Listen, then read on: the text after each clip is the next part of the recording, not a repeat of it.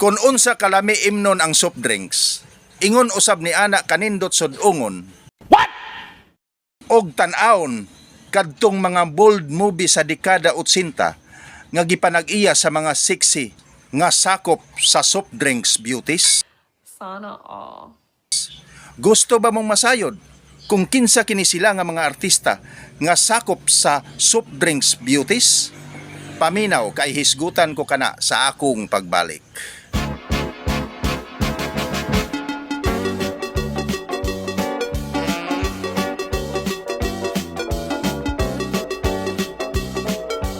Hello mga kaberndals, kumusta? Luzon, Visayas ug Mindanao. Maayong adlaw kanatong tanan. Sa makausap pa, welcome na usab sa laing hugna sa atong pagpanag-uban sa atong vlog. Sa dekada 80, dunay upat ka mga bombastar sa local cinema nga ginganlan og mga soft drinks beauties. Apan sa dili pa nato na siya hisgutan, shout out una sa tanan nato mga followers, likers, viewers ug sa tanan labi na gyud kanimo igsuon nga mao pa napadpad og nakatan-aw niini nga video, paki-like, share and follow sa akong FB page og sa pag-subscribe sa Berndals B Vlog sa akong YouTube channel. Diin ang ilang mga pelikula kanunay nga gihulatan sa mga mananaway sa nagkalain-laing sinihan sa Pilipinas. Bueno, balik ta.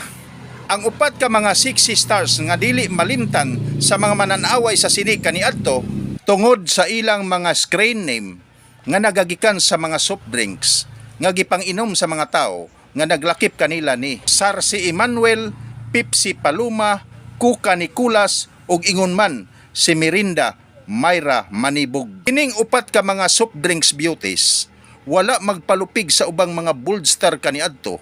Dili kagyud sumhan nga mutan-aw sa mga pelikula nila ni Sarsi, Pepsi, Kuka ug Mirinda nga gisalida sa mga sinihan. Gawas nga maayo ang istorya, wala sila'y tihik-tihik nga magpadaylang sa hubo nilang mga lawas samtang gidat-ugan sa mga lalaki nga ilang gikaparis o gikatusik. Dili ra ba basta-basta ang kagikan sa naasoing mga artista. Kay gawas sa ilang kabatanon, pulo sila mga mistisa. Pangalan pa lang nila, makapanglingo ka. Kini lang si Maria Jennifer Obregon Mitchell nga maoy binunyagan nga pangalan ni Sarsi Emmanuel. Natawo ni adtong November 17, 1966. Kanhi usa ka dancer og best actress sa Gawad Urian Awards tungod sa pagdaog sa iyang pelikula nga nag-uluhan, Boatman. Ang ikaduha mao si Delia Dueñas Smith alias Pepsi Paloma. Natawo ni adtong July 17, 1966. Namatay siya sa pag-edad niyag 18 anyos. Niadtong Mayo 31, 1985. Suicide ang hinungdan sa iyang kamatayon didto sa Quezon City, Metro Manila. Samtang si Jonalie Hickens alias Kuka Nicolas nga natawo usab niadtong Nobyembre 7, 1966 didto sa Olongapo City, Zambales. Pila niya ka mga pelikula mao ang Naked Island, Batang Kirikada ug Butil Ulan. Kining ikaupat maoy pinakapresko, kung sa isda pa maoy pinakalabas kay kinamanghuran man nila. Siya mao si Geraldine Serbulacos alias Mirinda Mayra Manibog. Oh my God! Wow! Nga natawo ni adtong Pebrero 5, 1969. Kawa sa iyang mga salidang bold kaniadto, makita sab siya sa maalaala mo kaya.